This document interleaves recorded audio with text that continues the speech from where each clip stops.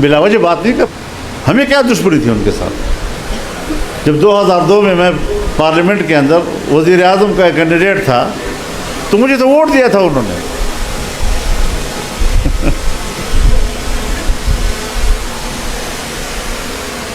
اور آج تک ہمارے اندر کوئی خامی نہیں نکال سکا سوائے گالیوں کے.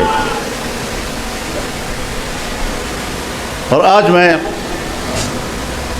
آپ لوگ بھی کبھی کبھی میسیجوں میں یہ بات کر لیتے ہیں کہ فضل الرحمان آج کل خاموش ہے، بات نہیں کر رہا، کیوں نہیں کر رہا؟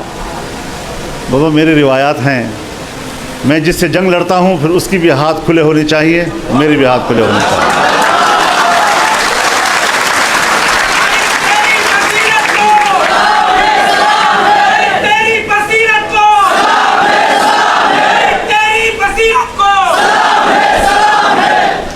میرا مخالف قید میں ہو، میں اس کے خلاف جلسے اور تقریریں کروں، مزہ نہیں آتا.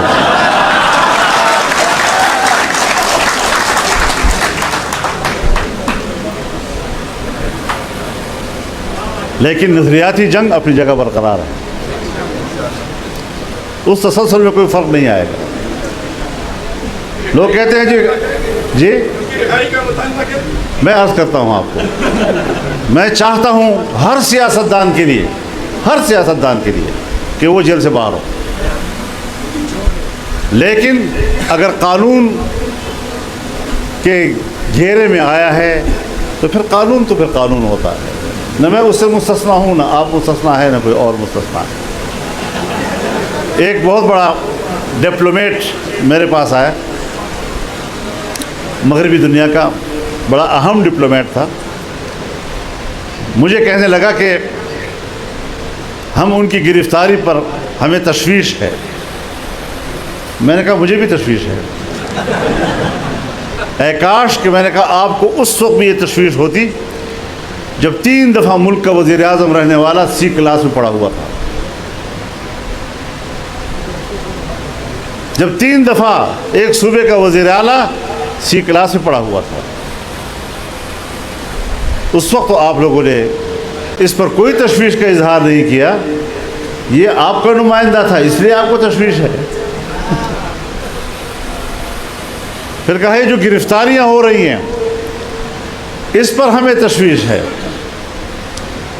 تو میں نے کہا کہ یہ حملہ آپ کے ملک پہ، آپ کے پارلیمنٹ پر ہوتا یا آپ کے کسی فوجی ہیڈ کوارٹر پہ ہوتا تو پھر آپ کیا کرتے؟ کہا ہمارے ہاں تو قانون حرکت میں آتا. تو میں نے کہا یہاں بھی قانون حرکت میں آیا ہے.